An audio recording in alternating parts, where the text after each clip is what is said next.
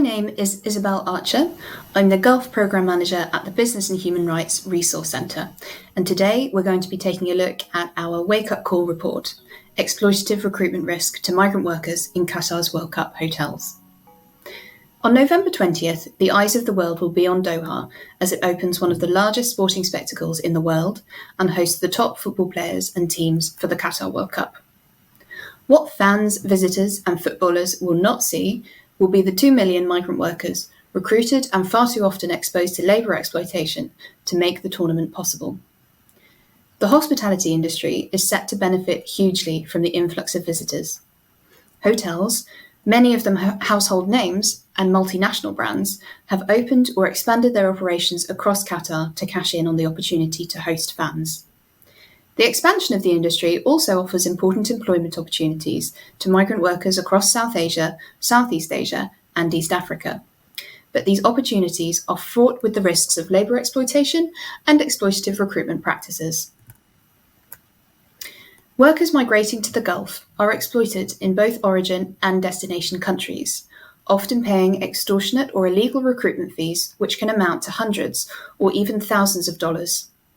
The payment of recruitment fees by migrant workers and unfair recruitment practices are well documented and have been called one of the region's single largest drivers of abuse. Workers and their families often obtain bank loans or raise this cost informally through networks, which can leave families burdened with debt and remittances squeezed. Fee payment has historically been inadequately monitored and reimbursed by employers. And although it is illegal in Qatar, fees are still paid in origin countries. In the year countdown to the World Cup, the Resource Centre has recorded almost 100 cases where workers are reported to have been abused by companies in Qatar.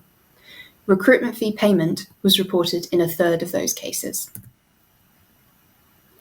Earlier in 2022, we invited 30 hotel brands to respond to 6 questions covering the scale and the scope of their operations in Qatar and during the World Cup. We asked them to evidence their commitment to the employer pays principle. We asked them to describe their human rights due diligence processes and how they address fee payments, reimbursing and remedying these costs to workers. These 30 brands represented over 115 hotel properties in Qatar, all of which will be completely booked out come November. All of the responses from brands are available, published in full on our website. Overall, we found that luxury hotel brands in Qatar are not doing enough to end abusive recruitment practices. Instead, workers have been left struggling under the pressure of debt and low wages. During testimony gathering for our 2021 report on worker welfare in hotels, 8 of the 18 workers who were interviewed reported paying fees of between $500 and over $2,000, while only one brand disclosed the number of workers it identified had paid fees. 6 of the 14 directly hired interviewees had also paid recruitment fees. The bellboy from Bangladesh, who had paid someone for help, discovered on arrival that the visa he had paid $2,000 for should have been free. He had taken a loan to raise that money. Other testimony suggested that management in hotels did not appreciate that both direct and local hires may have paid fees, as well as those who had used an agency. A front office agent from Nepal said they paid almost $2,000 for visa and airfare, but they weren't asked whether they had paid fees because they were hired locally. Another concierge from Bangladesh reported paying an illegal fee to change jobs between hotels, both of which were in Qatar. The breadth of experience reflects the varied forms that payment can take and highlights why employers must take steps to understand workers' experiences during recruitment. Responses from several brands suggested that they perceived recruitment risks as relevant solely to workers recruited via an agency. This approach runs counter to the International Labour Organization definition of recruitment fees and the testimony gathered from workers directly, which demonstrated that fee payment must be considered as a risk to both directly employed and subcontracted hotel workers. In terms of our findings, we found significant improvement in transparency. Most brands did name at least one recruitment agency or labour supplier they used, compared with just 4 in 2021. Only 4 brands disclosed uncovering recruitment fee payment, however, and only 2 of those brands were transparent about the figures. No brand provided data on reimbursements that had been made to workers. Disappointingly, only 2 brands had a public policy which does align with the employer pays principle. And there was a mixed picture on quality and understanding of brands' understanding of due diligence. 4 brands cited a reliance on contracts or audits, but didn't describe additional due diligence steps that they took prior to contracting an agency.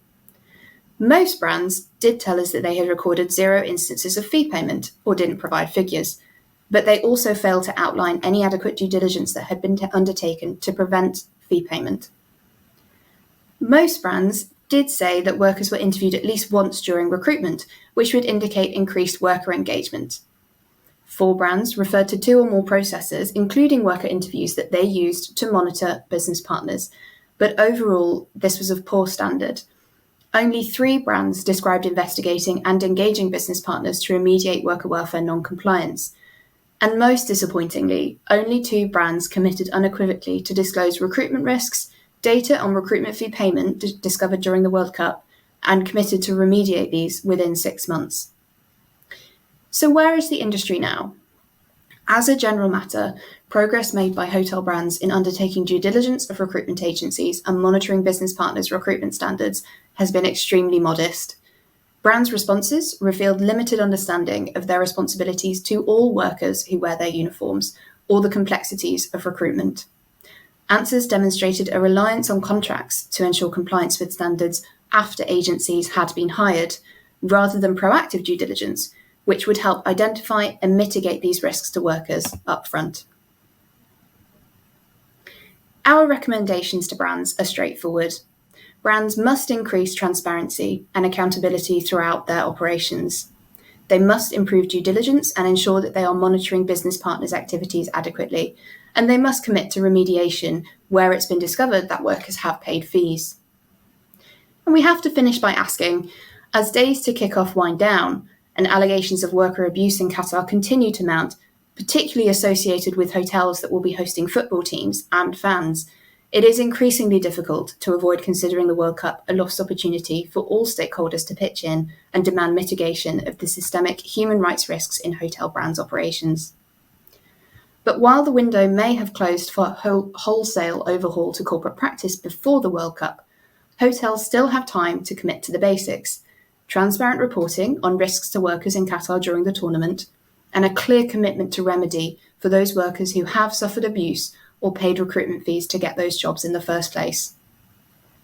True labour rights reform can still be a legacy of the World Cup. Football associations, sponsors, FIFA, and importantly fans must demand it. Thank you.